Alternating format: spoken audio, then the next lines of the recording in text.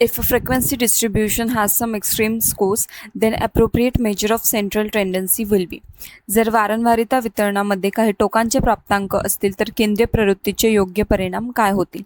याच टाईपचा प्रश्न आपण यापूर्वीही एक पाहिला. तिथेही मी तुम्हाला सांगितलं होतं की क्वार्टाईल डेव्हिएशन म्हणजेच आपण एक काइंड ऑफ मेडियन तिथे काउंट केलेलं होतं 15% आणि म्हणून इथेही उत्तर आहे आपलं मेडियन ऑप्शन बी हेच असणार आहे. कारण यांनी आपल्याला विचारलं extreme schools and measure of central tendency. यावरून ऑप्शन बी मीडियम हे बरोबर उत्तर इथे असणार आहे. कारण जेव्हा वारंवारिता वितरणामध्ये काही अत्यंत टोकाचे मोठे किंवा लहान प्राप्तांक असतात तेव्हा मेडियन मध्यमान विचलित होते. अशा वेळी मेडियन हा वितरणाचा मध्यभाग दर्शवत असल्याने ते सर्वात अचूक परिणाम दाखवते. म्हणून ऑप्शन बी हे अगदी बरोबर उत्तर इथे असणार आहे. नेक्स्ट क्वेश्चन आहे, research paper is based on primary data, secondary data और डिस्क्रिप्टिव्ह डेटा. तर संशोधन लेख हा कशावर आधारित असतो हे इथे विचारण्यात आलेला आहे. तर एक दर्जेदार संशोधन लेख जो असतो हा संशोधकाने स्वतः केलेल्या माहिती म्हणजेच प्रायमरी डेटा किंवा आधी जे उपलब्ध असतो जे काही सेकंडरी डेटा असतो, फॉर एक्झाम्पल त्याच्यावर काही आधी जर रिसर्च झालेली असेल तर या दोघांच्या मिश्रणावर तो आधारित असतो. म्हणून याचं बरोबर उत्तर प्रायमरी डेटा सेकंडरी डेटा दोघी असणार आहे आणि त्यामुळे option see that is 1 and 2 हे अगदी बरोबर उत्तर या प्रश्नाचं इथे असणार आहे. नेक्स्ट क्वेश्चन आहे, जून 2020 मध्ये विचारण्यात आला होता, limitation laid down by the researchers are called as. संशोधकाने घालून घेतलेल्या मर्यादांना काय म्हटले जाते. तर उद्दिष्ट तर आपण नाही म्हणू शकत, गृहीतके पण नाही आहे, परिकल्पना पण नाही. तर ऑप्शन बी परिमर्यादा म्हणजेच डिलिमिटेशन्स ही अगदी बरोबर इथे उत्तर असणार आहे. कारण संशोधकाने आपल्या संशोधनासाठी व्याप्ती मर्यादित करण्यासाठी स्वतःहून ठरवून घेतलेल्या सीमांना परिमर्यादा म्हणजेच डिलिमिटेशन्स म्हणतात. म्हणून ऑप्शन बी हे अगदी बरोबर उत्तर आहे. नेक्स्ट क्वेश्चन आहे, for any frequency distribution 50th percentile and what are same. कोणत्याही वारंवारिता वितरणासाठी 50वे शततमक आणि डॅश डॅश सारखेच असतात. तर पर्सेंटाईल डेटाना 100 सिमिलर भागांमध्ये विभागलं जातं. त्याच्यामुळे 50th शतशमक म्हणजेच मध्यभागी येणारा बिंदू जो डेटाला 2 समान भागात डिवाइड करतो. म्हणून या ऑप्शनचं उत्तर बी मीडियन हे अगदी बरोबर असणार आहे. नेक्स्ट क्वेश्चन आहे, depend on thesis and article writing, format and style of referencing. याच्यावर आधारित जे काही प्रश्न विचारले गेले ते आता आपण इथे पाहणार आहोत. तर जून 2025 लास्ट इयरचा क्वेश्चन आहे, the term DOI stands for in reference to academic writing and referencing. शैक्षणिक लेखन आणि संदर्भासाठी DOI या शब्दाचा फुल फॉर्म आपल्याला विचारला आहे. तर रिसर्च आणि आर्टिकल या रिलेटेड DOIचा फुल फॉर्म जो असतो तो असतो डिजिटल ऑब्जेक्ट आयडेंटिफायर. म्हणून ऑप्शन सी हे इथे बरोबर उत्तर असणार आहे, DOI digital object identifier. Next question आहे, एप्रिल 2024 मध्ये विचारला गेला होता, what is referred as citation in the academic writing. तर कशाला शैक्षणिक लेखनामध्ये उद्धरण असे म्हटले जाते. तर सायटेशनचा अर्थच इथे आपल्याला ऑप्शन बी मध्ये दिलाय जो बरोबर उत्तर असणार आहे, a way of giving proper credit to the original source of information.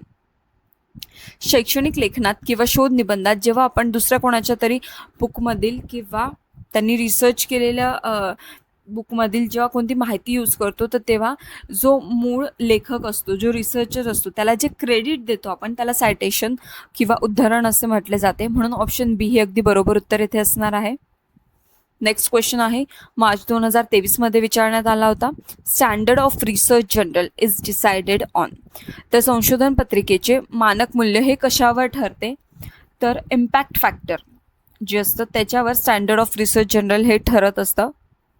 म्हणून ऑप्शन बी हे अगदी बरोबर उत्तर इथे असणार आहे. कारण कोणत्याही संशोधन प्रक्रियेचे वैज्ञानिक मानक मूल्य आणि दर्जा हा त्याच्या इम्पॅक्ट फॅक्टरवरून ठरवला जात असतो.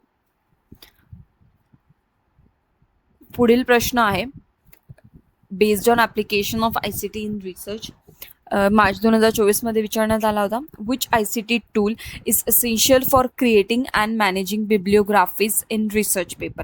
तर असं कोणता ICT टूल आहे की जे शोध निबंधामध्ये ग्रंथसूची तयार करण्यासाठी आणि त्याचे व्यवस्थापन करण्यासाठी यूज केले जाते.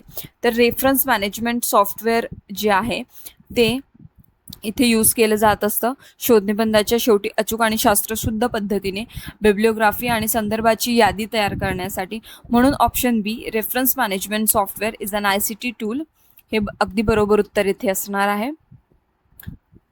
नेक्स्ट क्वेश्चन आहे depend on research ethic. June 2025 म्हणजे लास्ट इयर विचारण्यात आलेला होता की which term refers to the ethical obligation of researcher to give credit to the ideas words or works of others. कोणता शब्द इतरांच्या कल्पना किंवा कार्यास श्रेय देण्यासाठी संशोधकाच्या नैतिक दायित्वाचा संदर्भ देण्यासाठी वापरला जातो. तर ॲट्रिब्युशन म्हणजेच विशेषता हे इतरांच्या मूळ कल्पना, शब्द किंवा कामाचा आपल्या संशोधनात उपयोग करताना किंवा नैतिक आणि व्यावसायिक दायित्व देताना यूज केला जातो. म्हणून ऑप्शन डी ॲट्रिब्युशन म्हणजेच विशेषता हे अगदी बरोबर उत्तर इथे असणार आहे. नेक्स्ट क्वेश्चन आहे एप्रिल 2024मध्ये विचारण्यात आला होता. Which type of research misconduct involve making up or falsifying data. तर कोणत्या प्रकारच्या संशोधनामध्ये गैरवर्तन, फसवा डेटा तयार करणे किंवा खोटा डेटा तयार करणे, मेकिंग अप, फसवा डेटा किंवा खोटा डेटा तयार करणे समाविष्ट आहे.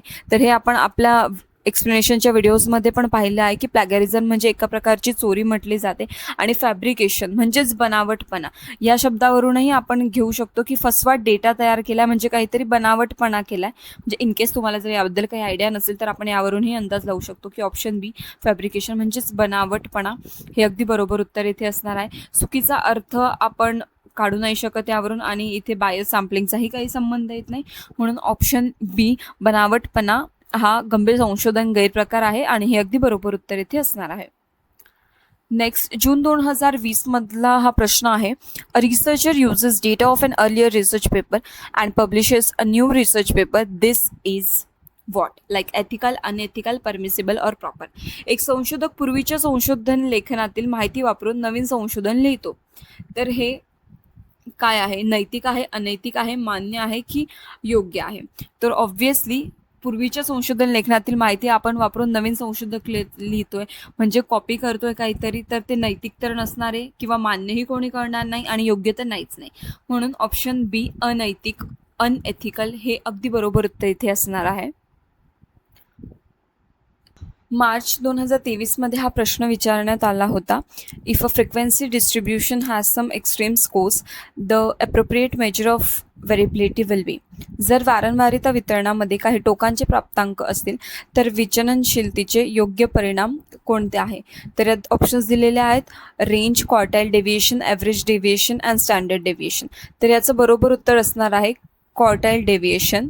कारण जेव्हा डेटा वितरणात अतिशय टोकाचे प्राप्तांक म्हणजेच एक्स्ट्रीम स्कोर्स असतात तेव्हा प्रमाण विचलन किंवा विस्तार अचूक उत्तर देत नाहीत. अशा वेळी मध्यभागातील 50% मार्क्सवर आधारित असणारे चतुर्थक विचलन म्हणजेच क्वार्टाईल डेव्हिएशन हे विचलनाचे सर्वात योग्य परिणाम ठरते.